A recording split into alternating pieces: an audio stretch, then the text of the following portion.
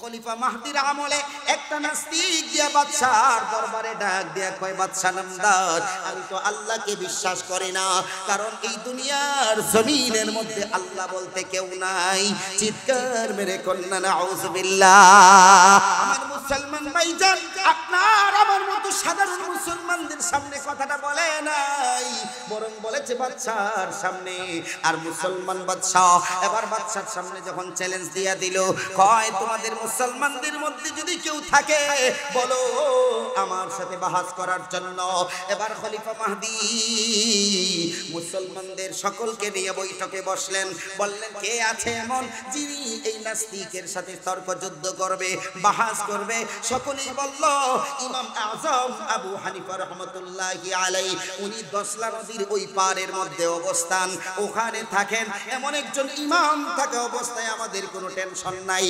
ও বাদশা খলিফা মাহদি, ইমামে আজম আবু হানিফাকে বহসের জন্য নির্ধারিত করা হোক। ইমামে আজম আবু হানিফার কাছে চিঠি পাঠিয়ে দেওয়া হলো, নির্ধারিত একটা টাইম দেওয়া হলো। কি কোন বিতর্ক অনুষ্ঠানে মানুষ কম হয় না বেশি হয়? আমার মুসলমান ভাইজান, ইমাম আবু হানিফাকে টাইম দেওয়া হলো, নাস্তিককেও সময় দেওয়া হলো। অমুক দিন 10টার সময়, একটা সাপোজ উদাহরণ হিসেবে বলছি, অমুক দিন 10টার সময় বিতর্ক অনুষ্ঠান অনুষ্ঠিত হবে। 9টার সময় মাঠ কানায় কানায় ভরপুর হইয়া যায়, সমস্ত মুসলমানের হাজির, নাস্তিক বেঈমানেরাও হাজির হয়ে গেছে, এমনকি মুশরিকেরাও হাজির হয়ে গেছে। আমার মুসলমান ভাইজান, এইরকম একটা সময় যখন 10টা বেজে গেল, এইরকম কঠিন সময়ে দেখা যায় ইমাম আজম আবু হানিফা রাহমাতুল্লাহি আলাইহি বাদশার দরবারের মধ্যে আসেন নাই। বলেন দেখি মুসলমানদের জন্য চিন্তা আছে কিনা নাই? ও মা, আমারে যদি বহসের লাগে আপনারা দাওয়াত দেন আর আমি যদি নির্ধারিত দিন না আসি, তাইলে টেনশন হবে কি হবে না? আর তুই জোরে কই না, হইব কি হইব না? আর গালিকে আপনারা কম দিবেন, কইবেন এই মিয়া সারা জীবন আমাদের হাদিয়া খাইছে, আর এখন আমাদের হয়ে ইমানের লড়াই লড়ার সময় সে পালিয়ে চলে গেছে। বলেন দেখি ভালোবাসবে না ঘৃণা করবে? ইমাম আজম আবু হানিফা রাহমাতুল্লাহি আলাইহি হাজির হয় নাই। এমন অবস্থায় 1 ঘন্টা 2 ঘন্টা পার হয়ে যায়। বাদশা তার ক্ষমতা বলে নাস্তিককে বারবার প্রতিহত করার জন্য চেষ্টা করে। এবার নাস্তিক কই, ও বাদশা নামদার, ইমাম আজম আবু হানিফা উনি বুঝতে পারছে আমি নাস্তিকের সাথে পারবে না। তার মানে প্রমাণ হয়ে গেল ইমাম আজম আবু হানিফা যেহেতু আসে নাই, তার মানে প্রমাণ হইল আল্লাহ নাই। নাউজুবিল্লাহ। কিন্তু আমাদের ইমাম আজম আবু হানিফা এত তীক্ষ্ণ মেধা সম্পন্ন লোক ছিলেন, এত এলেম আল্লাহ তারে দান করছিলেন। শুধুমাত্র এলেম না, ইলমা ওয়াল হিকমা, এলেমও দান করছেন, হিকমতও দান করছেন। একটু জোরে জোরে কন্যা সুবহানাল্লাহ। এবার দেখা যায় অনেক সময় পার হয়ে যাওয়ার পরে হঠাৎ করে দেখা যায় জীর্ণ শীর্ণ একটা লোক, মাথাটাকে কেমন জানি বিনয় অবনত চিত্তে আল্লাহর গোলাম এই রাজ দরবারের মধ্যে প্রবেশ করতেছে। তাকায়া দেখলো ইমাম আজম আবু হানিফা। সকলের দিলের মধ্যে প্রাণ ফিরে আসলো, সকলের দেহের মধ্যে যেমন প্রাণের সঞ্চার হলো। আমার মুসলমান ভাইজান, ইমাম আজম আবু হানিফা রাহমাতুল্লাহি আলাইহি স্টেজে উঠবেন, এমন অবস্থায় নাস্তিক ডাক দিয়া কয়, ও ইমাম আজম আবু হানিফা, কেন রে এত লেট হলো, এত সময় কেন বিলম্ব করলা? এর উত্তরটা আগে দাও, তারপরে হইব বিতর্ক অনুষ্ঠান। আওয়াজ দিয়া কন্যা কথা ঠিক কিনা? আর শুনেন, ইমাম আজম আবু হানিফা কয়, আমি তো আর তোমার মতো এই ঘরে বাস করি না, আমি নদীর ওই ঘরে থাকি। সুতরাং 10লা নদী পার হইয়া আসাটা এত খানখানি ব্যাপার না, এটা 4টিখানি ব্যাপার না, একটু কষ্ট আছে কিনা নাই? আর আরেকটা ঘটনা ঘটতে গেছে, এই ঘটনা আপনারা শোনায় কোনো লাভ নাই। নাস্তিক কয় ঘটনা শুনতে হইব, একটু জোরে কন্যা সুবহানাল্লাহ। আপনারা শুনতেন না? ঘুমাই গেছো? ঘুমাইছো? কেটা কেটা ঘুমাইছো? হাতটা তুলুন দেখি। ওই দেখুন ঘুমাইয়া হাত তোলে। এরকম মানুষ পাইবেন কই? আমি ঘুমাইয়া হাত তোলে, এটা কি ঘুমো? হ্যাঁ, আমার মুসলমান ভাইজান গভীর মনোযোগ দিয়ে শুনবেন, ঈমান বানান ভাই, আল্লাহর উপরে ঈমানটাকে পাকাপোক্ত কইরা নেন। আমরা এমনি এমনি আল্লাহকে বিশ্বাস করি না। ইমাম আজম আবু হানিফা বলেন, আমি যখন বাসা থেকে বের হইলাম, নদীর পারে যখন আসলাম, শুনেন ভালো করে, শুনেন, গভীর মনোযোগ দিয়ে শুনবেন। ইমাম আজম বলেন, আমি নদীর পারে যখন আসলাম, আসার পরে তাকায় দেখি কোনো নৌকা নাই। জোরে কন্যা কি নাই? নৌকা নাই। বলেন দেখি নৌকা ছাড়া নদী পার হন যাইবনি? একটু জোরে কন্যা। আমার বন্ধুরা, ইমাম আজম আবু হানিফা রহমতুল্লাহি আলাইহি কয়, আমি তাকায় দেখি নৌকা নাই, নৌকা ছাড়া কিভাবে দজলা নদী পার হব? এমন অবস্থায় জঙ্গলের দিকে তাকায় দেখি, ওই জঙ্গলের মধ্যে যে 100 হাত 200 হাত লম্বা লম্বা এক একটা গাছ, ওই গাছগুলা হঠাৎ কইরা দেখি কোথা থেকে করাত চলে আসলো। এই করাতগুলা এসে একটা একটা করে গাছগুলাকে কাইটা তক্তা বানায় ফেলাইছে। এইরকম ভাবে কোনো মানুষ নাই, মানুষ ছাড়া শুধুমাত্র করাতে কিভাবে তক্তা বানাইলো? আশ্চর্য হইয়া তাকায়া দেখলাম এই তক্তাগুলা নদীতে ভাইসা ভাইসা আমি ইমাম আবু হানিফা রহমতুল্লাহি আলাইহির সামনের মধ্যে চলে আসলো। আশ্চর্যজনক ঘটনা, আপনাদের এলাকায় করাত ছাড়া তক্তা হয় নাকি? মানুষ ছাড়া কেউ ছিটতে পারে নাকি? একটু জোরে কন্যা, আর একটু জোরে কন।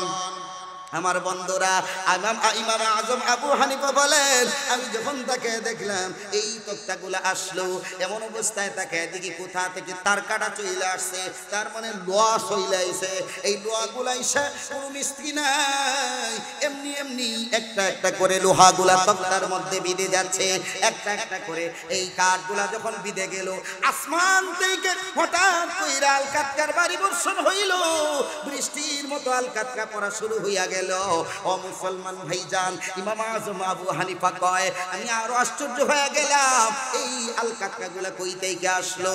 তাকে দেখি এই আলকাতকাগুলা যখন নাকি লেপন হয়ে গেল, পরিপূর্ণ একটা নৌকা তৈয়ার হয়ে গেল। আমার বন্ধুরা, ইমাম আজম আবু হানিফা রাহমাতুল্লাহি আলাইহি ডাক দেয়া কয়, ও নাস্তিক, আমি এবার ওই নৌকার দিকে তাকাইলাম, নৌকাটা কেমন জানি আমার ঘাটের মধ্যে চলে আসলো। আইসা ইশারা ইঙ্গিতের মাধ্যমে বলতেছে, ও ইমাম আবু হানিফা, আপনি নৌকার মধ্যে চড়েন গো। ইমাম আজম আবু হানিফা নৌকার মধ্যে উঠলেন, কোনো মাঝি নাই, মাঝি সারা ইমাম আজম আবু হানিফাকে নৌকাটা দজলা নদীর এপার থেকে ওপার পৌঁছে দিয়েছে। ইমাম আজম আবু হানিফা কয়, ও নাস্তিক, এই কাহিনীটা দেখার মধ্যে আমার সময়টা চলে গিয়েছে, যার কারণে আসতে দেরি হয়েছে। ও মুসলমান ভাইজান, মনোযোগ দিয়ে শুনবেন। এবার নাস্তিক ডাক দেয়া কই, ইমাম আজম, আপনাকে ভাবছিলাম খুবই জ্ঞানী মানুষ, এমনিতেই কোনোদিন আপনার তক্তা সিরা হয়ে যায় নাকি? এমনিতেই কোনোদিন কাঠগুলা জয়েন্ট হয় নাকি? মিস্ত্রি ছাড়া কোনোদিন নৌকা তৈরি হয় নাকি? আপনার চাইতে গন্ডমূর্খ আর জাহিল মানুষ দুনিয়ার জমিনের মধ্যে আমি কাউকে দেখি নাই। কোনোদিন মাঝি ছাড়া একটা নৌকা চলবো নাকি? একটু জোরে কোন, মাঝি ছাড়া নৌকা চলে নাকি? আরে ভাই জোরে কোন না, একটু আর একটু জোরে বলেন, মাঝি ছাড়া নৌকা চলে না। এবার নাস্তিক কই, ইমাম আজম, আপনার মতো গন্ডমূর্খ দুনিয়াতে আর একটাও আছে কিনা সন্দেহ আছে। এবার ইমাম আজম আবু হানিফা রাহমাতুল্লাহি আলাইহি কয়, উসকুত উসকুত, চুপ কর চুপ কর চুপ কর, আর বেশি কইস না। আমি ইমাম আজম এই ঘটনাটা বলার কারণে যদি গন্ডমূর্খ হয়ে থাকি, আমি যদি জাহেল হয়ে থাকি, এই তক্তাগুলা যদি এমনিতেই চিরা না হয়, এই তক্তাগুলা যদি এমনিতেই জয়েন্ট না হয়, একজন মিস্ত্রি ছাড়া যদি নৌকা তৈরি না হয়, মাঝি ছাড়া যদি একটা নৌকা আমাকে নদীর পার থেকে ওপার পৌঁছে দিতে না পারে, ও গাধা, ভালো করে রাখো, এই তামাম আসমান আর জমিন গুলা এমনি এমনি হইছে নাকি? না, এর একজন বানানেওয়ালা আছে। ইমানের আওয়াজে বলেন, এই দুনিয়া এমনি তৈরি হইছে না একজন বানানেওয়ালা আছে? আর একটু জোরে জোরে কন্যা, সেই সত্তার নাম কি? আর একটু জোরে জোরে বলেন, সেই সত্তার নাম কি? আল্লাহ হচ্ছেন সেই খালিক। এবার নাস্তিক স্তব্ধ হয়ে গেল। ইমাম আজম আবু হানিফা কয়, বহস অনুষ্ঠান শেষ। বহস অনুষ্ঠান কি? শেষ, এখানেই তো শেষ। কারণ আল্লাহ রাব্বুল আলামিন আছেন, আল্লাহ এইগুলা সৃষ্টি করেছেন। এমনি যদি নৌকা তৈরি না হয় তাইলে এমনিতে দুনিয়া তৈরি হইল কিভাবে? গাধা, তোর চাইতে গন্ডমূর্খ এই পৃথিবীতে আর কেউ নাই। তোর সাথে বহস করার জন্য আমি ইমাম আবু হানিফার কোন কিতাবের প্রয়োজন নাই, তোর জন্য এই জবাবটাই যথেষ্ট। চিৎকার মেরে কন্যা কথা ঠিক কিনা? রাসূলের রওজা মুবারকে জানাই লাখো সালাম, নবীজির রওজা মুবারকে জানাই লাখো সালাম। বাংলার প্রান্ত হতে রাসূল তোমায় দিল সপিলাম, বাংলার প্রান্ত হতে রাসূল তোমায় দিল সপিলাম। রাসূলের রওজা মুবারকে জানাই লাখো সালাম, রাসূলের রওজা মুবারকে জানাই লাখো সালাম, রাসূলের রওজা মুবারকে জানাই। দুঃখীদের বন্ধু হয়ে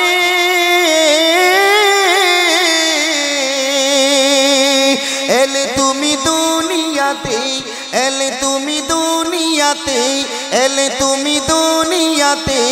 উম্মতের বন্ধু হয়ে তরাতে পুলসিরাতে, তরাতে পুলসিরাতে, তরাতে পুলসিরাতে। কালিমার নাহে করে পারে করিও তোমার সাথে। জোরে কর আমিন, আর একটু জোরে বলতে হবে আমিন। কালিমার নাহে করে পারে করিও তোমার সাথে। হাসরে দেখা দিও কাউসারের পিয়ালা হাতে, হাসরে দেখা দিও কাউসারের পিয়ালা হাতে।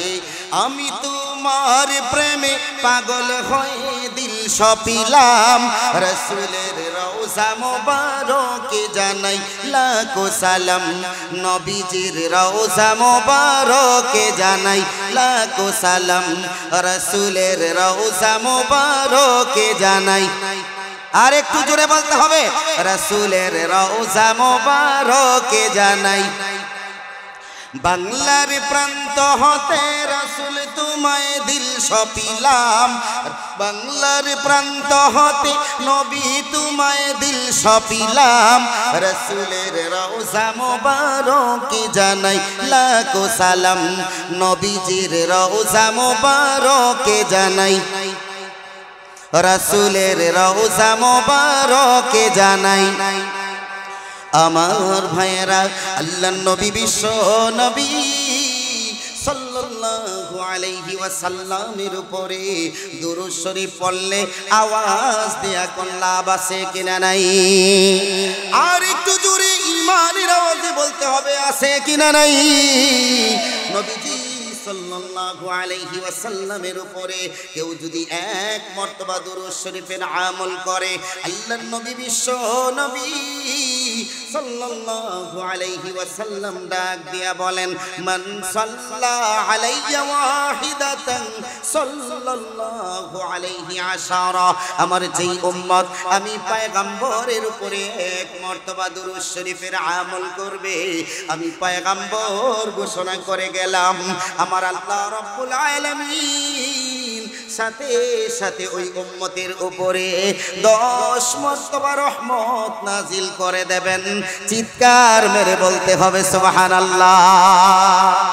নবীর উপরে দুরূদ শরীফ পড়লে একবার আল্লাহর তরফ থেকে জোরে কোন রহমত নাজিল হয় কয়বার? আর একটু জোরে কোন না কয়বার? আরো জোরে, জোরসে বলেন। জোর নাই জোয়ান ভাই, সামনে স্বাধীন ইলেকশন আইতেছে, তাই না? একটু প্র্যাকটিস করে নিলাম। হ্যাঁ আমার বন্ধুরা, আমি অত্যন্ত অল্প সময়ের মধ্যে কিছু গুরুত্বপূর্ণ আলোচনা করব, মনোযোগ সহকারে শোনার জন্য চেষ্টা করবেন। আমার বন্ধুরা, আয়াতে কারিমা তিলাওয়াত করেছি, আসুন আয়াতের ভাবার্থটা বোঝার জন্য চেষ্টা করি। আল্লাহ রাব্বুল আলামিন বলেন, ওয়া ফিল আরদি আয়াতুল লিল মুকিনিন। এই দুনিয়ার জমিনের মধ্যে যারা আল্লাহর প্রতি ঈমান এনেছে তাদেরকে বলা হয় ঈমান ওমা কথা না কইলে তো আগ্রহ তো না সামনে, একটু জোরে কন্যা, তাদেরকে বলা হয় ঈমান। আর একটু জোরে কোন ঈমান, ঈমানদার, যাদেরকে আরবি পরিভাষায় বলা হয় মুমিন। আর একটু জোরে কন্যা, আরবিতে কি বলা হয়? আর যাদের দিলের ভিতরে আল্লাহ রাব্বুল আলামিনের প্রতি ইয়াকিন বৈশা যায়, যাদের দিলের ভিতরে আল্লাহ তাআলার প্রতি অগাধ বিশ্বাস চলে আসে, দিলের ভিতরে যাদের ইয়াকিন পয়দা হয়ে যায়, তাদেরকে বলা হয় মুকিন। একটু জোরে কন্যা, কি বলা হয়? তাইলে মুমিন হইল যারা শুধু বিশ্বাস করে, আর মুকিন হইল যাদের কলবের ভিতরে আল্লাহর প্রতি ইয়াকিন আর বিশ্বাস থাকে। আওয়াজ দিয়া কন্যা কথা ঠিক কিনা? আমার আল্লাহ রাব্বুল আলামিন বলেন, বান্দা ওয়া ফিল আরদি আয়াতুল লিল মুকিনিন, জমিনের মধ্যে আমার অনেক নিদর্শন সমূহ রয়েছে। আয়াতুন হলো আয়াতুনের বহু বচন, আয়াতুন এক বচন, আর আয়াতুন হলো বহু বচন। আয়াতুন হলো নিদর্শন, আয়াতুন অর্থ হলো নিদর্শন সমূহ। আল্লাহ রাব্বুল আলামিনের এই ভূখণ্ডের মধ্যে, এই জমিনের মধ্যে আল্লাহর অনেক নিদর্শন। আওয়াজ দিয়া কোন আছে কিনা নাই? মুকিন যারা, যারা কলবের মাধ্যমে, অন্তরের মাধ্যমে আল্লাহকে বিশ্বাস করে, তারা জানে এই গোটা জমিনের মধ্যে অসংখ্য অগণিত নিদর্শন আল্লাহর। জোরে কোন আছে কিনা নাই? আর একটু জোরে কোন আছে কিনা নাই? আমার বন্ধুর দুই নাম্বার বিষয়, ওয়াফি আনফুসিকুম, আল্লাহ কয় দুনিয়ার জমিনের মধ্যে কেন তাকাইবা? ও বান্দা, যদি আমি আল্লাহকে চিনতে চাও তাহলে তোমরা নিজেদের দিকে তাকাও। ওয়াফি আনফুসিকুম, তার মানে তোমাদের নিজেদের মধ্যে আমি আল্লাহর অনেক নিদর্শন রয়েছে। ও বান্দা, তুমি যদি তোমাকে নিয়ে গবেষণা করো রে, তাইলেই আমি আল্লাহ রাব্বুল আলামিন কে চিনতে পারবা। জোরে জোরে কন্যা সুবহানাল্লাহ। আল্লাহ চিনার জন্য ঢাকা যাইতে যাওয়ার লাগবে, চিটাগাং যাওয়ার লাগবে, আটলান্টিক মহাসাগর যাওয়া লাগবে না। আল্লাহকে চিনার জন্য আমার এই 3.5 হাত বডিটাই যথেষ্ট। একটু জোরে কন্যা কথা ঠিক কিনা? আমার বন্ধুরা বলবেন, হুজুর এই আননোন একটা বিষয় নিয়ে কেন আলোচনা শুরু করেছেন?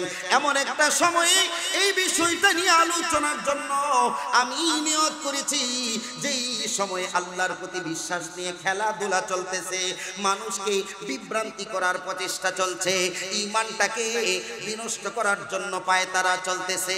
আমার আল্লাহকে সরাইয়া মুশরিকেরা তাদের শিরক স্থাপন করার জন্য চেষ্টা করছে। ঈমানের আওয়াজে বলতে হবে কথা ঠিক কিনা? আজকে ভারতবর্ষের দিকে তাকান, যেই ভারতবর্ষের মধ্যে মুসলমানেরা রাজত্ব করেছে 200 বছর বা এর চেয়েও বেশি, শত শত বছর মুসলমানেরা রাজত্ব করেছে।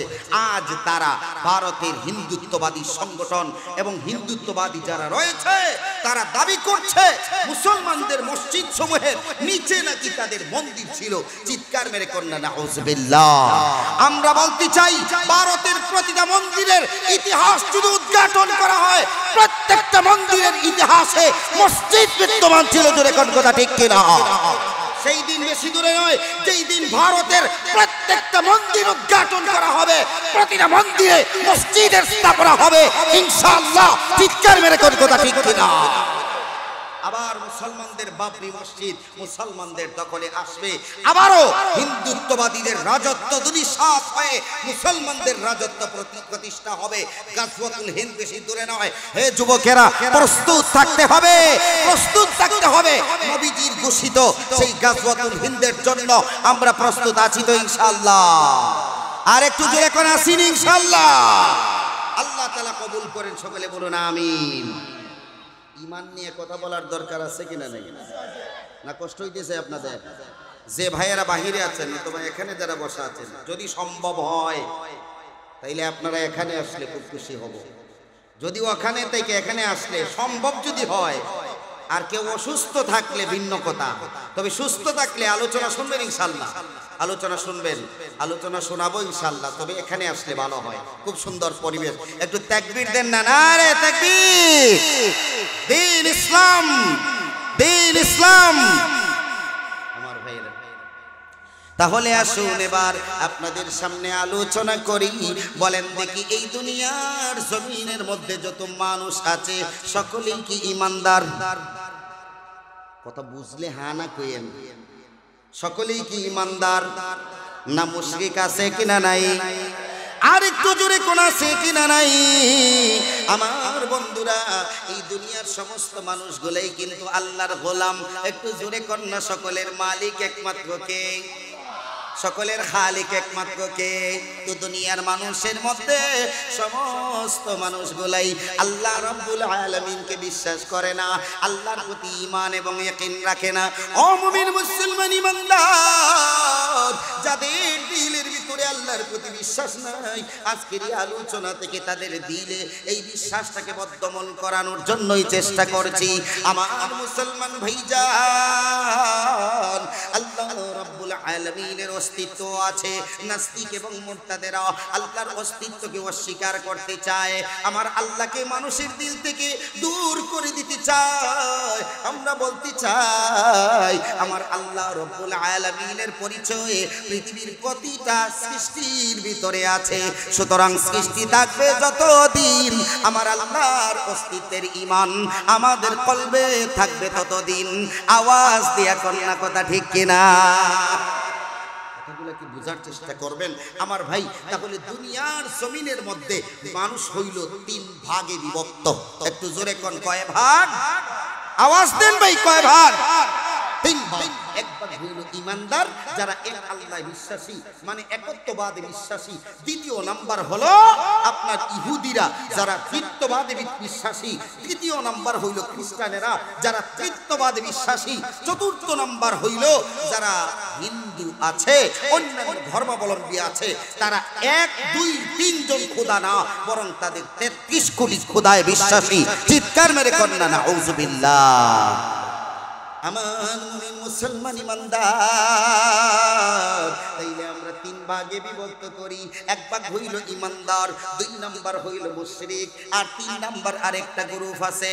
এই গ্রুপটার নাম হইল নাস্তিক, যারা আল্লাহর উপরে আস্থা বিশ্বাস রাখে না। তাহলে বলেন 1 নাম্বার কি?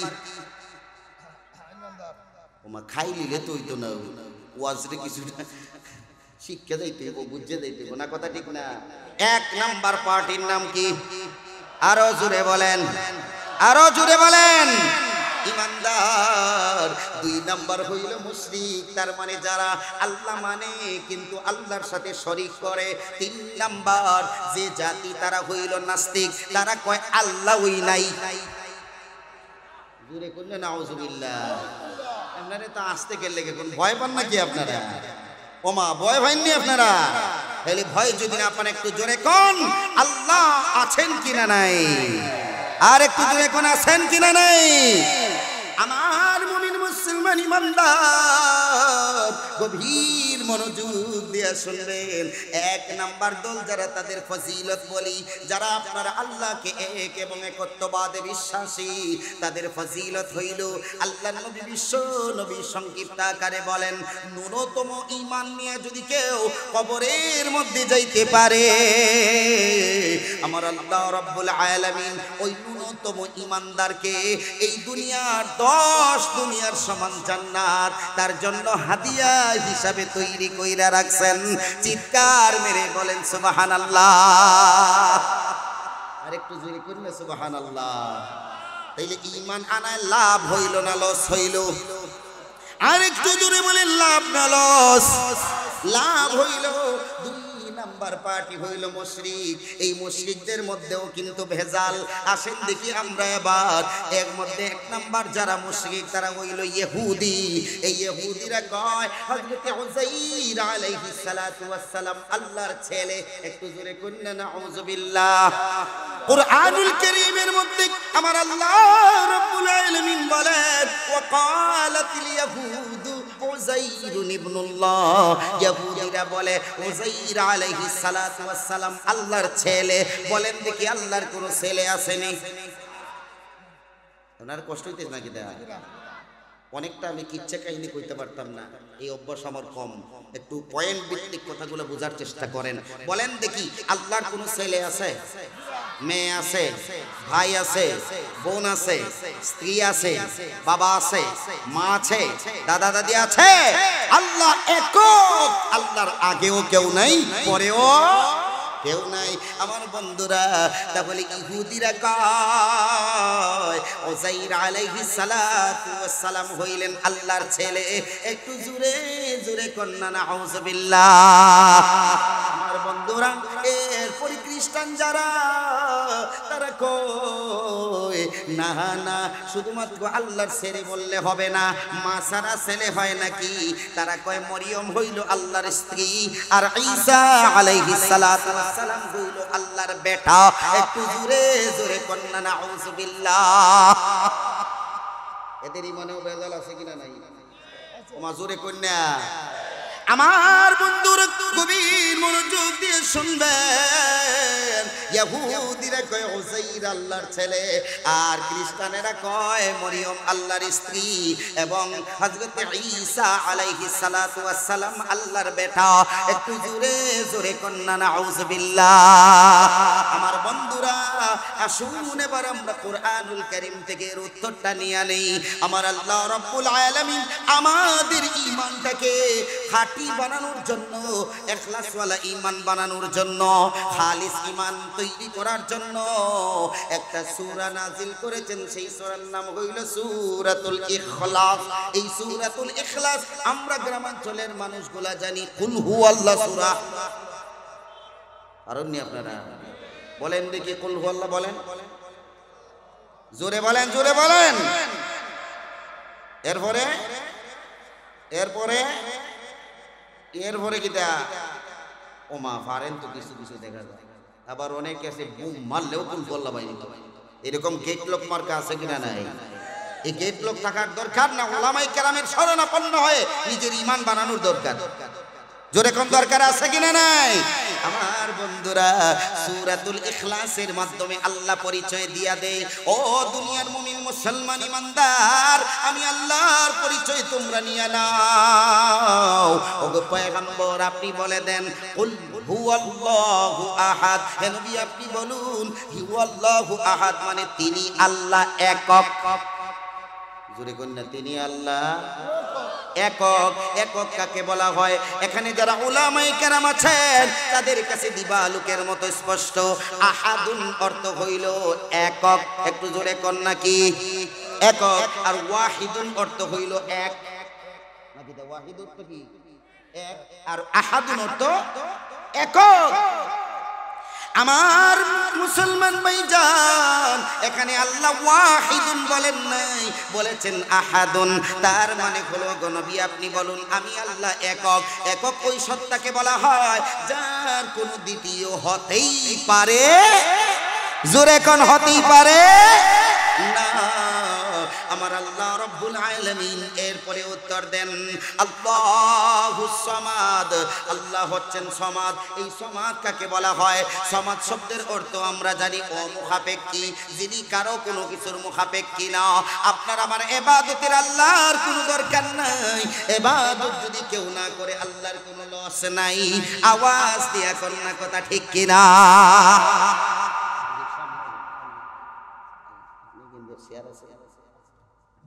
আমার বন্ধুরা গভীর মনোযোগ দিয়ে শুনবেন। আল্লাহ বলেন আল্লাহুস সামাদ। আল্লাহ তাআলা অমুখাপেক্ষী। আল্লাহর খানার কোনো প্রয়োজন নাই, আল্লাহর ঘুমের কোনো প্রয়োজন নাই, আল্লাহর ঘরবাড়ির কোনো প্রয়োজন নাই। প্রয়োজন যা কিছু আছে সব কিছু আমাদের। একটু জোরে কন্যা কথা ঠিক কিনা? আমার মুসলমান ভাইজান, ভালো করে বোঝার চেষ্টা করবেন। আমার আল্লাহর পরিচয় হইল আল্লাহুস সামাদ। সামাদ তাকে বলা হয় যার কাছে সকলেই সকলের চাহিদা পূরণ করে। তার মানে সবাই যার কাছে চায় তিনি হচ্ছেন সমাদ। যিনি কারো কাছে কোনো কিছু চান না তিনি হচ্ছেন সমাদ। আওয়াজ দিয়া কন্যা কথা ঠিক কিনা? আমরা যদি কেউই আল্লাহর গোলামি না করি, এতে কি আল্লাহর লস আছে? যদি করি এতে কি আল্লাহর লাভ আছে? আমরা আল্লাহর কোনো লাভ নেই, আমাদের লাভ। যদি ইবাদত না করি লস কার? ওমা কথা কয় না। যদি ইবাদত না করি লস কার? আমাদের লস। যদি করি লাভটাও আমাদের। একটু জোরে কন্যা কথা ঠিক কিনা? এই হইল সমাজের অর্থ। সমাজ মানে অমুখাপেক্ষী, আল্লাহ ইবাদতের মুখাপেক্ষী না। দুনিয়ার সমস্ত মানুষগুলা যদি বেঈমান হইয়া যায় এতে আল্লাহ তাআলার কোনো লস নাই। দুনিয়ার সমস্ত মানুষগুলা যদি ঈমানদার হইয়া যায় এতে আল্লাহ তাআলার কোনো লাভ নাই। আমার বন্ধুরা গভীর মনোযোগ দিয়ে শুনবেন। আমার আল্লাহ রাব্বুল আলামিন এরপরে আপনাদের উত্তরটা দিয়ে দিচ্ছেন।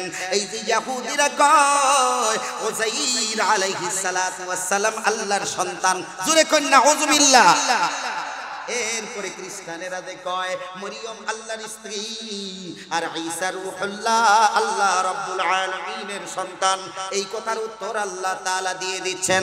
আমার আল্লাহ রাব্বুল আলামিন বলেন লাম ইয়ালিদ ওয়া লাম ইউলাদ, আল্লাহ তাআলা কাউকে জন্ম দেন নাই এবং তিনি কারো কাছ থেকে জন্ম নেন নাই। তার মানে হলো আল্লাহ রাব্বুল আলামিন কারো পিতা না, আল্লাহ তাআলার কোনো সন্তানও নাই। চিৎকার মেরে কন্যা কথা ঠিক কিনা? দেখেন কিছু বুঝতে পারছেন কিনা? আল্লাহর কোনো ছেলে আছে? আল্লাহর কোনো বাবা আছে? আল্লাহ কারো কাছ থেকে জন্ম নিয়েছেন? কাউকে জন্ম দিয়েছেন? তার মানে ইহুদিরা হলো ভ্রান্ত, ইহুদিরা হলো পথভ্রষ্ট, আর খ্রিস্টান যারা তারা পথভ্রষ্ট। এই দুনিয়ার মুখে আল্লাহর কাছে মকবুল একটা কাফেলা, এরা হইল ঈমানদার যারা একত্ববাদ বিশ্বাসী। একটু জোরে কন্যা কথা ঠিক কিনা? আপনারা কিসে বিশ্বাসী? একত্ববাদে বিশ্বাসী। দ্বিত্ববাদ, তৃত্ববাদ, বহুত্ববাদের সাথে ঈমানদারদের কোনো সম্পর্ক নাই। চিৎকার মেরে বলুন না কথা ঠিক কিনা? আমার মুমিন মুসলমান ভাইজান গভীর মনোযোগ দিয়ে শুনবেন। আমার ভাইয়েরা, ইহুদি খ্রিস্টানদের কথা বললাম, এবার হিন্দুদের দেখবেন অনেক দেবতা, একজন দুইজনে হয় না, 100-200 খোদায় হয় না, 1000-2000 খোদায় হয় না, 1 লক্ষ 2 লক্ষ খোদায় হয় না। এদের নাকি 33 কোটি খোদার প্রয়োজন হয়। তার মানে গাছও তাদের খোদা, মাছও তাদের খোদা, গাছও তাদের খোদা, গরুও তাদের খোদা, গাইও খোদা, বলদও খোদা, সব খোদা বানাইয়া ফেলাইছে। যারা গোলাম হওয়ার কথা তাদের কি মানে খোদা, আর যারা মনিব হওয়ার উপযুক্ত তারা হয়েছে গোলাম। চিৎকার মেরে কন্যা কথা ঠিক কিনা? আমরা কি ঈমানদার? আমাদের গোলাম হইল সমস্ত সৃষ্টি জগৎ। জোরে কন্যা সুবহানাল্লাহ। সমস্ত সৃষ্টি জগৎ বানাইছে আল্লাহ মানুষের জন্য, আর মানুষ বানাইছে আল্লাহ আল্লাহর জন্য। চিৎকার মেরে কোন কথা ঠিক কিনা? আমার মুমিন মুসলমান ভাইজান গভীর মনোযোগ দিয়ে শুনবেন। এরপরে 3 নাম্বার কাফেলা। 1 নাম্বার বললাম ঈমানদার, তারা হইল জান্নাতি। 2 নম্বরে মুশরিক। এদের বেলায় আমার আল্লাহ রাব্বুল আলামিন বলেন ইন্নাহু يشرك بالله فقد حرم الله عليه الجنة। আল্লাহ রাব্বুল আলামিন যারা শিরক করে আল্লাহর সাথে, ইউশরিক বিল্লাহি, আল্লাহর সাথে যারা শিরক করলো, আল্লাহ বলেন ফাকাদ হারামাল্লাহু আলাইহিল জান্নাহ, তাদের জন্য আল্লাহর তৈরি জান্নাত হারাম হইয়া যায়। চিৎকার মেরে কন্যা কথা ঠিক কিনা? আমার ভাই, এই শিরকের সাথে আমাদের কোনো সম্পর্ক আছে নাকি? একটু জোরে কন্যা আছে? এবার আসেন ভাই, আপনাদের জবান দিয়ে কইলে তো হবে না। অনেক মুমিন মুসলমান আছে যারা না বুঝে শিরকের পথে পা বাড়ায়। মনে রাখবেন, ঈমান যত দামি জিনিস, এই দামি জিনিসের মধ্যে আক্রমণ হবে তত বেশি। আওয়াজ দিয়ে কন্যা কথা ঠিক কিনা? এই ব্যাপারেও কথা বলবো ইনশাআল্লাহ, যদি সময় থাকে। অল্প সময়ই কথা বলবো, এরই ভিতর যদি বলা যায় বলবো পরে। 3 নাম্বার আরেকটা কাফেলা আছে এই দুনিয়ায়, যারা কয় আল্লাহ বলতে কেউ নাই। একটু জোরে কন্যা নাউযুবিল্লাহ। এরা কয় গড নাথিং, গড নাথিং কয়। আমরা কই না, গড হাতিং। হাতিং মানে আছে। এই হাতিং আবার আপনারা ডিকশনারিতে খুঁজেন না, এটা আমার তৈরি ডিকশনারি। হাতিং মানে আছে, হাতিং মানে কি? আছে, হেরা কয় নাথিং। নাথিং নার সাথে থিং লাগাইছে আর কি, মানে নাই। আমরা কই হাঁর সাথে থিং লাগাই, মানে আছে। গড আছে কিনা নাই? আল্লাহ আছেন কিনা নাই? আর একটু জোরে করে আছে কিনা নাই? এই জিনিসটাই তো বুঝাতে চাই আজকে। আজকে ইমানকে পাকাপোক্ত করবেন, নাস্তিক মুরতাদদের সাথে কিভাবে লড়বেন তার কিছু প্রণালী আপনাদেরকে দিয়েই তারপরে ইনশাআল্লাহ বিদায় নেব। আল্লাহ তাআলা যেন তৌফিক দান করেন, সকলে বলি আমিন। কষ্ট হচ্ছে কার কার হাত উঁচু করে দেখাই। জানেন একজনের কষ্ট হইছে, আসলে না, ওনার নিয়ত সহি নিয়ত। উনি আসলে বুঝাইতে চাইছে আমার কষ্ট হইতাছে না, আমার কষ্ট হইতাছে না। আমার বন্ধুরা সেনেবাদ 3 নাম্বার গ্রুপের কিছু সাইজ করা যাক। আমার ভাইয়েরা, এই নাস্তিকেরা কয় আল্লাহ বলতে কেউ নাই, একটু জোরে জোরে কন্যা নাউজুবিল্লাহ। আমার আল্লাহ রাব্বুল আলামিন কুরআনুল কারীমের আমার তিলাওয়াতকৃত আয়াতে কারীমার মধ্যে বলেন, ওয়া ফিল আরদি আয়াতুল লিল মুকিনিন। যারা ইয়াকিন রাখে, যারা ইয়াকিনওয়ালা, যারা মুকিন, যারা বিশ্বাসী, তাদের জন্য রয়েছে জমিনের মধ্যে অনেক নিদর্শন। আওয়াজ দিয়া কন্যা কথা ঠিক কিনা? ভাই মনোযোগ দেন, এইদিকে এইদিকে, একদম বকের মতো ধ্যান ধরে এইদিকে বসে থাকে। বকের মতো ধ্যান বুঝেন আপনারা? মাদ্রাসার ছাত্র যারা আছেন তারা ওই সবকটা নেন। যদি মাদ্রাসায় লেখাপড়া করে সাকসেস হইতে হয় তাহলে দুটা জিনিস লাগবে। একটু জোরে কোন কয়টা? আর একটু জোরে কোন কয়টা? আপনাদের জন্য এই দুইটা লাগবে, আপনাদের জন্য দুইটা লাগবে। একটা হলো কাকের চেষ্টা। জোরে কোন না, কিসের চেষ্টা? কাকের। কাক চিনেন আপনারা? আরে কাউয়ার চেষ্টা। কাউয়া বুঝেন আপনারা? আরেকটু শুদ্ধ করে কই, খাওয়া বুঝেন আপনারা? এখন বুঝে লাইছি। আমরা অনেক সময় এইগুলো শব্দ দিয়ে অনেক সময় চলতে হয়। আমার ভাই কিছু সহি শব্দ শেখার দরকার আছে কিনা নাই? অনেকে তো আমরা আরবি ভাষা কিছু বুঝি না। এক বেটা গেছে সৌদি আরব। কোথায় গেছে? একটু দূরে কই। আপনাদের এলাকায় সৌদি কেউ আসেনি? কথা কই না, আসেনি? এই সৌদি আরবে গেছে। এখন সৌদি আরব গেছে, সারা জীবন আরবির বিরোধিতা করছে। ভাই আরবি শিক্ষার কোনো দরকার নেই, সব ইংলিশ শিখছে আর বাংলা শিখছে। কথা বুঝছেন না আপনারা? এগুলো শিখছে, I love you, I hate you, I like you, আর এই আর কি, something is better, thing is nothing, এইগুলা শিখছে ইংরেজি কিছু। এখন আরবি কোনোদিন শেখে নাই। আরব কান্ট্রিতে গিয়া এখন আরবি চিনে না, হে বাদ পাইব নি। আমার কথা কই না দিকে আপনারা? এখন হোটেলে গিয়ে বসে রয়েছে, ছায়া ছায়া খালি কয় কি কইতাম, আর ইশারায় তো আর কিছু কইলে হইতো না। এখন বারবার চেয়ারের মধ্যে বসা, হোটেলের বয় আসতেছে, আইসা কয় কি রে তুমি এখানে কেন বসা, কি খাইবা? আতা কলুর রুজা উইল খবজা, তুমি কি আপনার ভাত খাইবা না রুটি খাইবা? রোজা মানে কি? ভাত, আর খবজা মানে রুটি। কথা বুঝছেন? তুমি ভাত খাইবা না রুটি খাইবা? আতাকুলুল লাহমা আও সামাক, তুমি কি গোশত খাইবা না মাছ দিয়া ভাত খাইবা? এইরকম ভাবে প্রশ্ন করতেছে। হ্যাঁ কি আরবি বুঝে? কথা কর না, হেতে বুঝে? বুঝে না। এখন কি করবে? চিন্তার মধ্যে পড়ে গেল। বারবার যখন কয় একটা কথা, যখন বুঝে না তখন হ্যাঁ চিৎকার মাইরা কয়, যাই এখান থেকে, বগর বগর করিস না। কি কইছে? ও মা কথা কই না, বগর বগর করিস না। এখন আরবিতে একটা শব্দ আছে বাকার। বাকার আছে কিনা নাই? বলেন দিকে আলেম ওলামা ছাত্র যারা আছেন, বাকারাতুন অর্থ কি? ওমা কথা কয় না। গাভী মানে গরু, গাভী মানে তো গরু, গরু মানে তো গাভী। সার বলেন, এটা তো গরুই না। কথা ঠিক না? আমার বন্ধুরা যখন নাকি কইছে যাই হান থেকে, বগর বগর করিস না, হ্যাঁ মনে করছে মনে হয় বকর বকর। এখন এটা দিছে গরুর গোশত দিয়া ভাত। এই তো একটা শব্দ শিখলাম, বগর বগর কইলে গরুর গোশত দিয়া ভাত পাওয়া যায়। আরবি তো শিখেই লইছি। কথা কইছেন নি? আপনি বুঝছেন নি আপনারা? এই দেখবেন অনেকে সৌদি আরব থেকে মাঝে মাঝে আরবি মারে, মাফি মুশকিলা, মাফি হয় কেফাল কেফাল কেফাল। আরবি শিখতেছে, কেফাল কেফাল। 12টা বাজাই দিছে। এই আরবি আর কোরআনের আরবি কি এক? ওমা জোরে কোন এক নি না? আমাদের ওলামায়ে কেরাম যে আরবি জানেন, এটা সহি শুদ্ধ আরবি, জান্নাতের ভাষা। চিৎকার বের করেন না সুবহানাল্লাহ। আমার মুমিন মুসলমান ইমানদার, গভীর মনোযোগ দিয়ে শুনবেন। এইরকম ভাবে যুগে যুগে আম্বিয়ায়ে কেরাম নাস্তিকদের বিরুদ্ধে জিহাদ করেছেন, তর্কযুদ্ধ করেছেন। সাহাবায়ে কেরামের আমলে অনেক নাস্তিকেরা আল্লাহর অস্তিত্ব নিয়ে প্রশ্ন তুলেছে। আল্লাহর নবীর সাহাবায়ে কেরাম এই নাস্তিকদের বিরুদ্ধে যুদ্ধ করেছেন, তর্কের মাধ্যমে বিজয় লাভ করেছেন। তাবিঈন তাবিঈন তাবিঈন আইম্মায়ে মুজতাহিদিন সালাফি সালিহিন উলামায়ে মুতাকাদ্দিমিন মুতাআখিরিন সহ तमाम উলামায়ে কেরাম যুগে যুগে নাস্তিকদের বিরুদ্ধে সংগ্রাম করেছেন। ও আমার মুমিন মুসলমান ভাইজান, এই যুগেও যদি কোনো নাস্তিকের সাথে দেখা হয় তাহলে নাস্তিকদেরকে দাঁত ভাঙা জবাব দেওয়ার জন্য কিছু হাতিয়ার আপনার আমার কাছেও থাকার দরকার। আওয়াজ দিয়া কোন আছে কিনা নাই? আরেকটু জোরে কোন আছে কিনা নাই? কয়েক মিনিট শুনবেন, কয়েকটা হাতিয়ার দিতাম, শুনবেন নি আপনারা? ও আমার ভাইয়েরা, এত দূর পর্যন্ত গিয়ে লাভ নাই।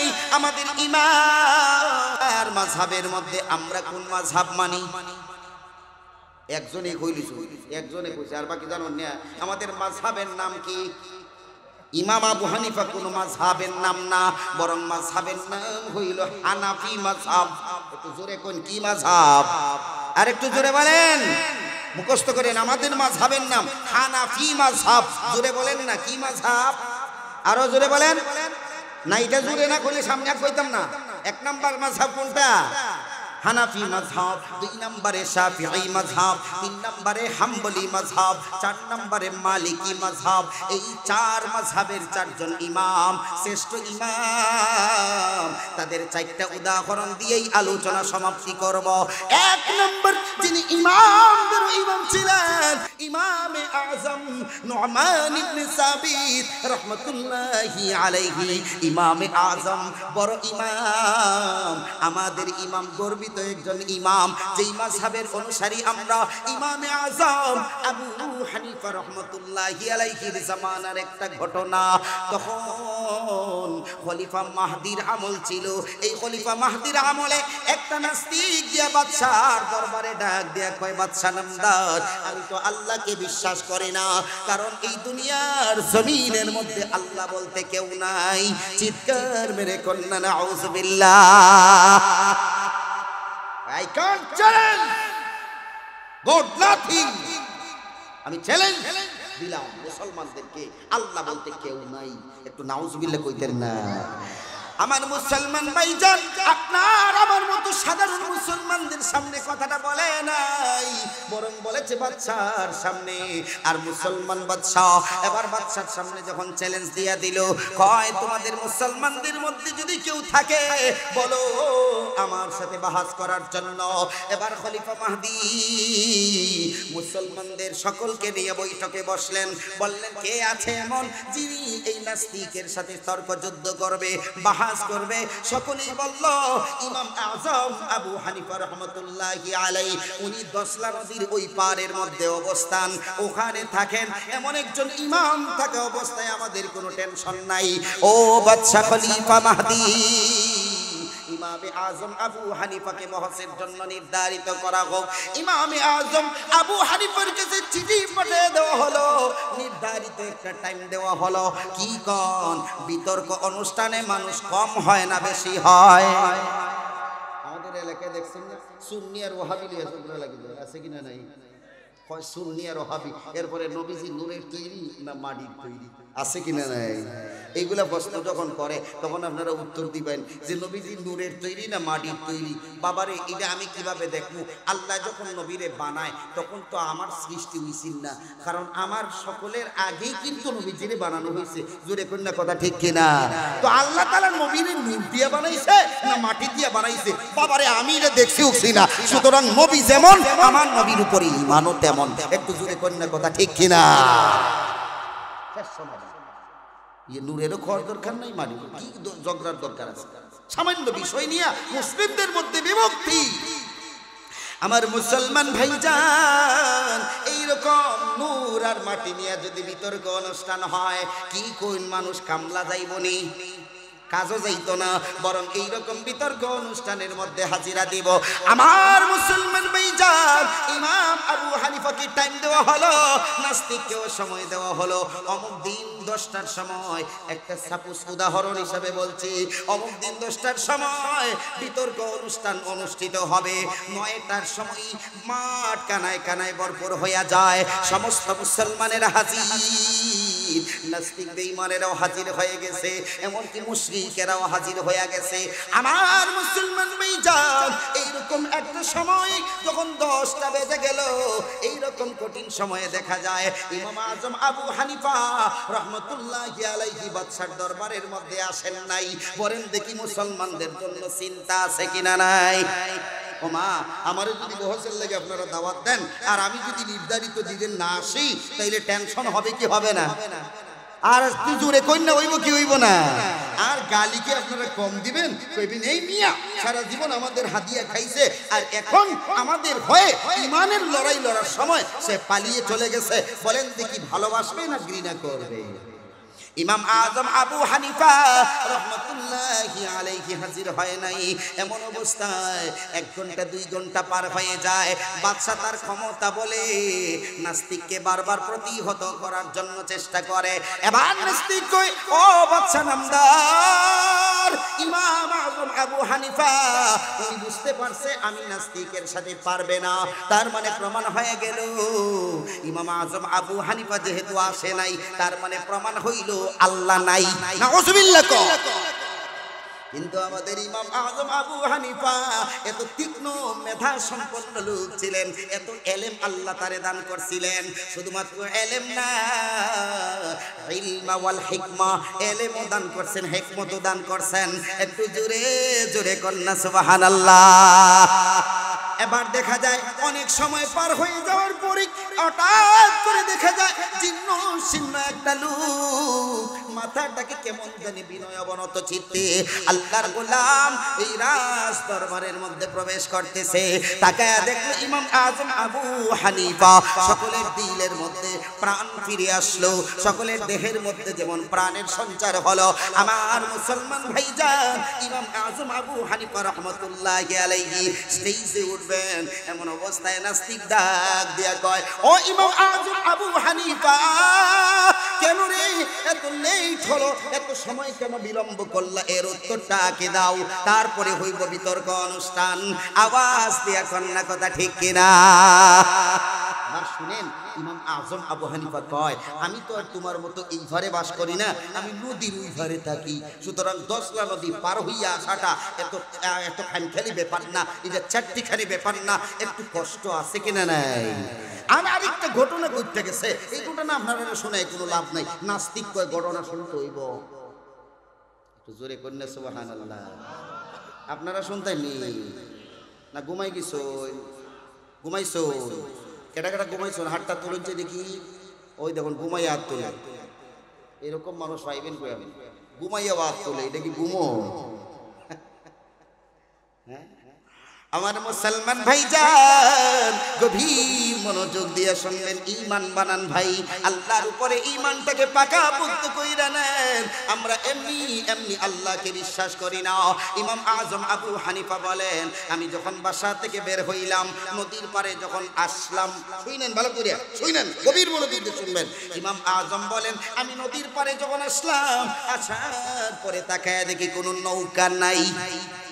জোরে কন্যা কি নাই? নৌকা নাই। বলেন দেখি নৌকা ছাড়া নদী পার হন যাইবনি? একটু জোরে কন্যা। আমার বন্ধুরা, ইমাম আজম আবু হানিফা রহমতুল্লাহি আলাইহি কয়, আমি তাকায় দেখি নৌকা নাই, নৌকা ছাড়া কিভাবে 10লা নদী পার হব? এমন অবস্থায় জঙ্গলের দিকে তাকায় দেখি, ওই জঙ্গলের মধ্যে যে 100 হাত 200 হাত লম্বা লম্বা এক একটা গাছ, ওই গাছগুলা হঠাৎ কইরা দেখি কোথা থেকে করাত চলে আসলো। এই করাতগুলা একটা একটা করে গাছগুলাকে কাইটা তক্তা বানায় ফেলাইছে।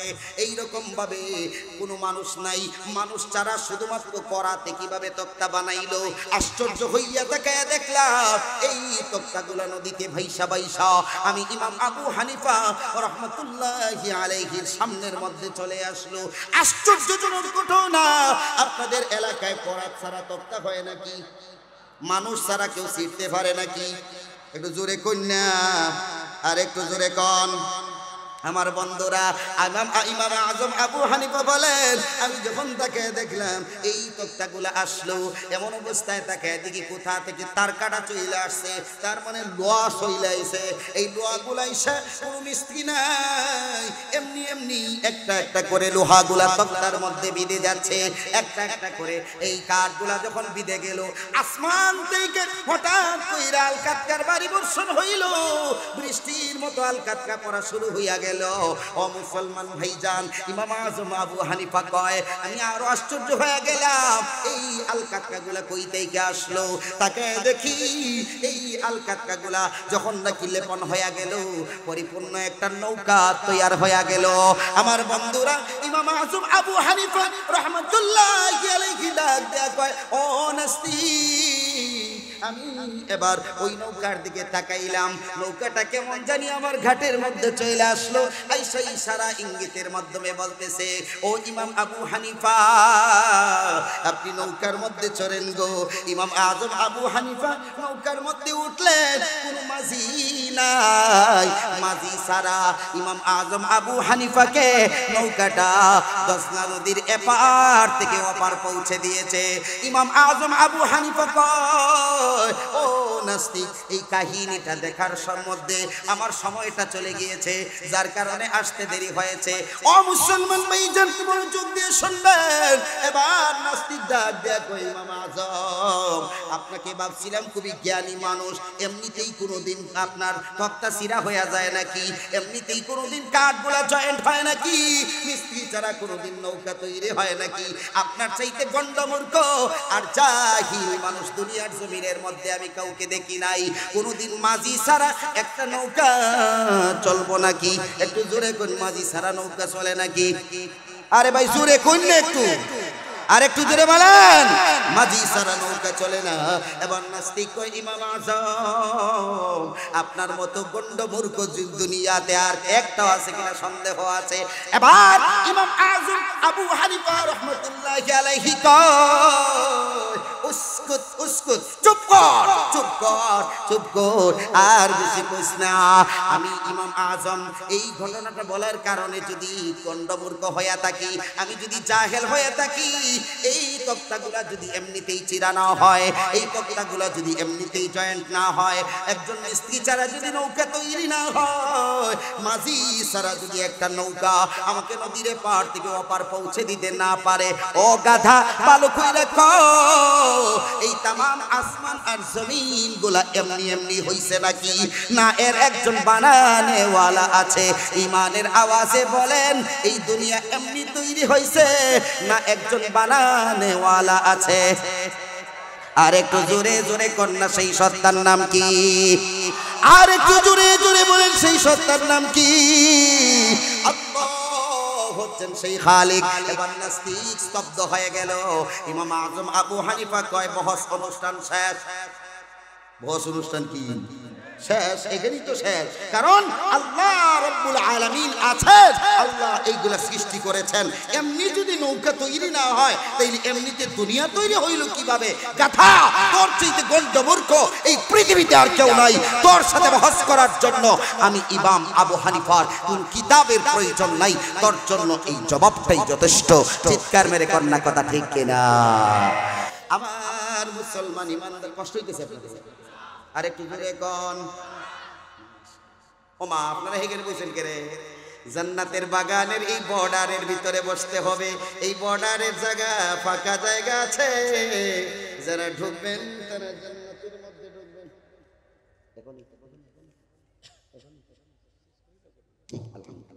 আমার মুসলমান ভাইজান, শেষ করে দিচ্ছি, সংক্ষিপ্ত আকারে কথাগুলা বুঝার জন্য চেষ্টা করেন।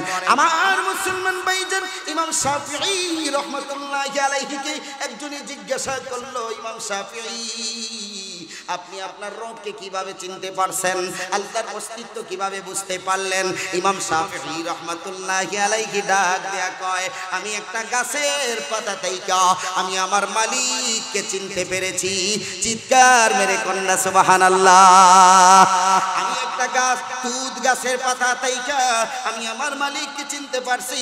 আমি যখন তুত গাছের দিকে তাকাইলাম, এই গাছের পাতা যখন মাকড়সা খায়, তখন মাকড়সার পেট থেকে কি বের হয়? মাকড়সা চিনুন আপনারা? মাখর, এই মাখরের পেট থেকে কিতা বাহির হয়? সুতা বাহির হয়।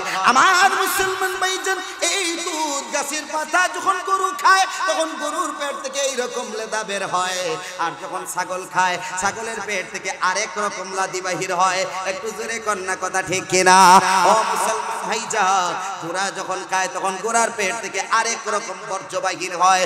ইমাম শাফিঈ রাহমাতুল্লাহি আলাইহি কয়, খাইলো একই গাছের পাতা, বের হওয়ার কথা একই রকম। একটু জোরে কন্যা কথা ঠিক কিনা? আমরা চিনতে বাকি নাই, এই পেটের ভিতরে যিনি কারিগরি করেন, সেই কারিগর হইলেন একমাত্র আল্লাহ। চিৎকার মেরে কন্যা কথা ঠিক কিনা? আমার মুসলমান ভাইজান, ইমাম আহমদ ইবনে হাম্বল রাহমাতুল্লাহি আলাইহি কে একজনে জিজ্ঞাসা করলো, ইমাম আহমদ, আপনি আপনার রবকে কিভাবে চিনতে পারছেন গো? ইমাম আহমদ ইবনে হাম্বল রাহমাতুল্লাহি আলাইহি কয়, আমি একবার একটা বিল্ডিং দেখলাম। একটু ধরে কন্যা কি দেখছে? একটা প্রাসাদ দেখলাম। ওই প্রাসাদের চতুর্দিকে হইল রূপার বেষ্টনী, এর ভিতরে আবার স্বর্ণের বেষ্টনী। আমার বন্ধুরা গভীর মনোযোগ দিয়ে শুনবেন, এই স্বর্ণের বেষ্টনীর ভিতরে একটা প্রাণী বাস করে। এর কোনো দরজা নাই, জানালা নাই। বলেন দেখি, দরজা জানালা যেই ঘরে নাই, যেই ঘরের মধ্যে অক্সিজেন যায় না, সেই ঘরের মধ্যে কোনো প্রাণী বাঁচার সম্ভাবনা আসেনি। প্রাণী বাঁচবনি, অক্সিজেন ছাড়া বাঁচবে না। ও আমার মুমিন মুসলমান ভাইজান, ইমাম আহমদ ইবনে হাম্বল কয়, কিছুদিন পরে এই প্রাসাদ থেকে ওই প্রাণীটা বের হয়ে আসলো।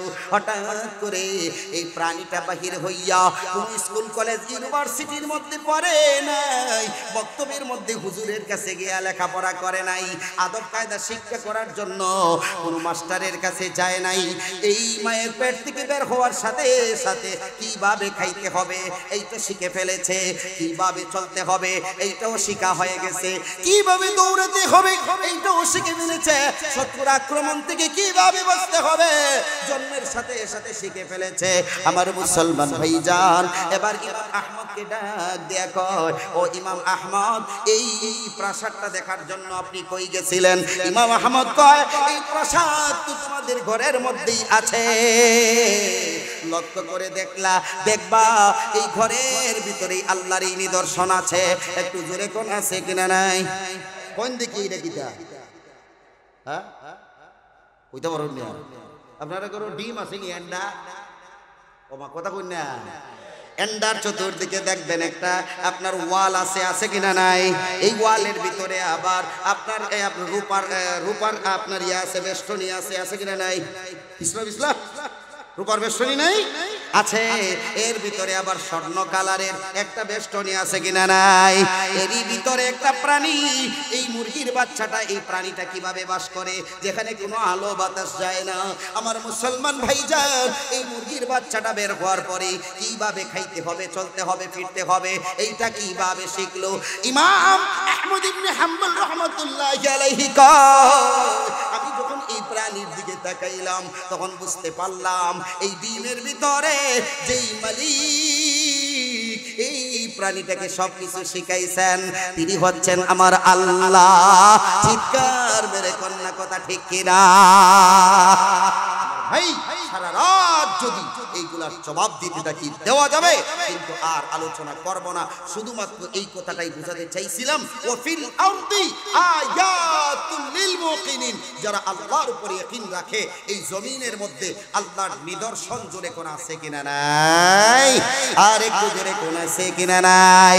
দুই নম্বর আয়াতের একটা ইঙ্গিত না দিলে হক আদায় হবে না। 2-3 মিনিটের মধ্যে আপনাদেরকে 2 নম্বর আয়াত সম্পর্কে ধারণা দেই। ওয়া ফি আনফুসিকুম আফালা তুবসিরুন। আল্লাহ কয়, ও বান্দারে, পৃথিবীর দিকে তাকানোর কোনো দরকার নাই, তুই তোর নিজের দিকে তাকা, আমি আল্লাহকে তুই চিনতে পারবি। ও মুসলমান ভাইজান, সারা দুনিয়ার জমিনের মধ্যে যা কিছু আছে, আমি একজন মানুষের ভিতরে আমার আল্লাহ সব কিছু নিদর্শন রাখছেন। জোরে জোরে কন্যা কথা ঠিক কিনা? এটা বোঝানোর জন্য আপনাদেরকে সংক্ষিপ্ত আকারে বলি, সবাই খুবই কম। এই দুনিয়াতে সাগর আছে কিনা নাই? সাগরের মধ্যে কয় ধরনের পানি? কয় ধরনের পানি জানেন না আপনারা? দুই ধরনের পানি, একটা হইল লবণাক্ত, আরেকটা হইল মিষ্টি পানি। এই মিষ্টি পানি এবং লবণাক্ত পানি, আমি যখন টেকনাফে গেলাম, এই টেকনাফের নাফ নদীতে যখন হাত ধুইতে গেলাম, তখন দেখলাম হাতটাকে কামড় দিয়ে ধরছে। একবারে মুখের মধ্যে যখন লাগাইলাম, দেখলাম পুরাটাই লবণ। তার মানে বোঝা গেল আমাদের গাঙ্গের পানি আর নাফ নদীর পানি কি একরকম না। আমার মুসলমান ভাইজান, এই নদীর মধ্যে হাদা আযিবুন ফুরাতুন ওয়া হাদা মিলহুন উজাজ, এই দুই প্রকারের পানি আছে এই সাগরের মধ্যে। এক প্রকার হইল মিষ্টি পানি, আর এক প্রকার হইল লবণাক্ত পানি। এই দুই প্রকারের পানি আছে সাগরে। আমাদের ভিতরেও দুই প্রকারের পানি আল্লাহ তাআলা রেখেছেন। এক প্রকার পানি হইল জিহ্বার মধ্যে মিষ্টি পানির ঝর্ণা। ও মুসলমান ভাইজান, এই যে জিহ্বাটা ভিজা থাকে, আপনারা কি কোনো সাপ্লাই লাইন এইখানে লাগায় রাখছেন নাকি? তাইলে এই পানির জন্য তৈরি করছেন কে? আরেকটু জোরে কোন না কে? আল্লাহ তাআলা তৈরি করেছেন। আর একটা পানি আছে লবণাক্ত পানি, এই পানিও আছে কিনা নাই? এই আমরা ছোটবেলায় যখন কানতাম, আম্মা যখন মারতো, তখন কান্দে কান্দে কান্দে কান্দে চোখ দিয়ে একটা পানি বাইরে না নেই? আপনারা বাড়িছে না কোনোদিন? যখন নাকি পানিটা বের হয়ে এইভাবে গড়ায় গড়ায় গড়ায় গড়ায় যখন এই জিহ্বার মধ্যে কথা বুঝছেন না? চেক করছেন না আপনারা কোনোদিন? এই চেক করার পরে পানিটা দেখছেন কিরকম লাগে? একটু জোরে কই না? লবণাক্ত পানি। আমার মুসলমান ভাইজান, তাহলে দুনিয়ার জমিনের মধ্যে সাগর আছে, আমার মধ্যেও আল্লাহ সাগর রাখছেন। দুনিয়ার সাগরের মধ্যে দুই প্রকারের পানি, মিষ্টি পানি এবং লবণাক্ত পানি। আমার সাগরের ভিতরে আল্লাহ দুই প্রকারের পানি রাখছেন। একটা হইল মিষ্টি পানির ঝর্ণা, আর এক প্রকারের পানি হইল লবণাক্ত পানির ঝর্ণা। আওয়াজ দিয়া কন্যা কথা ঠিক কিনা? আমার মুসলমান ভাইজান, সময় আর ব্যয় করব না। আল্লাহ কয় আফালা তুবসিরুন, বান্দা বান্দা তোমরা কি দেখো না? তোমরা এই দিকে নজর দাও, আমি আল্লাহকে তোমরা চিনতে পারবা। মুমিন মুসলমান, আপনাদের কাছে জানতে চাই, আপনারা একত্ববাদে, দ্বিত্ববাদে, তৃতীয়বাদে না বহুত্ববাদে বিশ্বাসী? একটু জোরে কই না?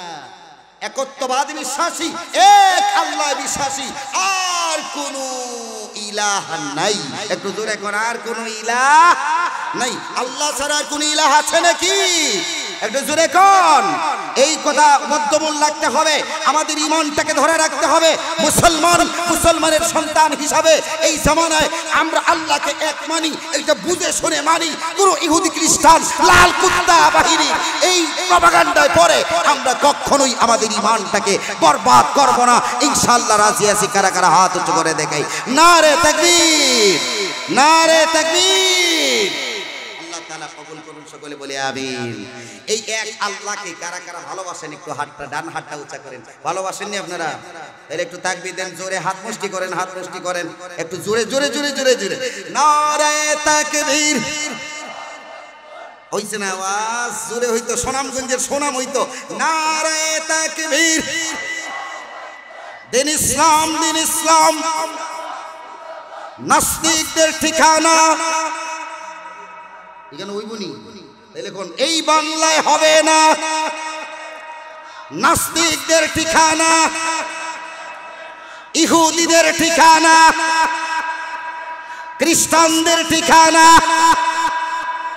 বহুত্ববাদের ঠিকানা। নারে তাকবীর। আল্লাহর ভালোবাসার নজরানা দিতে কারা কারা প্রস্তুত আছেন? দুহাত উঁচু করে দেখান। মুসলমানদের ঈমানের আওয়াজে আজ আমাদেরকে জাগ্রত থাকতে হবে। যেমন ভাবে এই হিন্দুত্ববাদী সংগঠনগুলো মুসলমানদেরকে হত্যা করেছে, আমাদের এক অ্যাডভোকেট আলিফকে যারা হত্যা করেছে, এই বাংলার মুসলমানেরা বদ্ধতার পরিচয় দিয়েছে, সভ্যতার পরিচয় দিয়েছে। কারণ মুসলমান অসভ্যের জাতি না, সভ্য জাতি। এরা যেমন ধৈর্য ধরতে পারে, প্রয়োজনে যখন কল্লা দিতে পারে, আবার যখন প্রয়োজন পড়বে তখন মুসলমানেরা কল্লা নিতেও জানে। চিৎকার মেরে কন্যা কথা ঠিক কিনা? আমাদের এই বাংলাদেশের আর কোনো সম্পদ নেই, সকল সম্পদ তোমরা পেয়েছো, আমরা পেয়েছি ঈমানের সম্পদ। চিৎকার মেরে কোন কথা ঠিক কিনা? আমাদের ঈমানের দিকে যদি কেউ হাত উঁচু করে দেখাও, আঙ্গুল দিয়ে যদি ইশারা করো, সেই আঙ্গুল উপরে ফেলতে বাংলার মুসলমানদের এক মুহূর্ত লাগবে না। চিৎকার মেরে কোন কথা ঠিক কিনা? প্রস্তুত থাকতে হবে ও মুসলমান। এইরকম দ্বীনি প্রতিষ্ঠানগুলা থাকলে দিন থাকবে, না না থাকলে আল্লাহ চিনবেন। কারণ ইহুদি খ্রিস্টানদের প্রথম টার্গেট হলো ইসলামকে বিনষ্ট করতে হলে ইসলামী শিক্ষাকে বিনষ্ট করে দাও। কথা ঠিক না? এদের টার্গেট হইল এটা, যদি এই দুনিয়া থেকে এলেমকে উঠায় দিতে পারো, যেমন ভাবে ফেরাউনের আমলে এলেম উঠায় দেওয়ার কারণে রব চিনতে তারা ভুল করেছিল, ঠিক তেমনি ভাবে পায়ে তারা চলছে ইসলাম শিক্ষাকে নস্যাৎ করে দেওয়ার জন্য, যাতে করে রবের পরিচয় মানুষ ভুলে যায়। আমরা কি রবের পরিচয় ধরে রাখতে চাই? একটু জোরে এখন চাই। তাই এইরকম প্রতিষ্ঠান ধরে রাখার দরকার আছে কিনা নাই? আর একটু জোরে করে আছে কিনা নাই? আমি সর্বপ্রথম একজন মুজাহিদকে দেখতে চাই, যিনি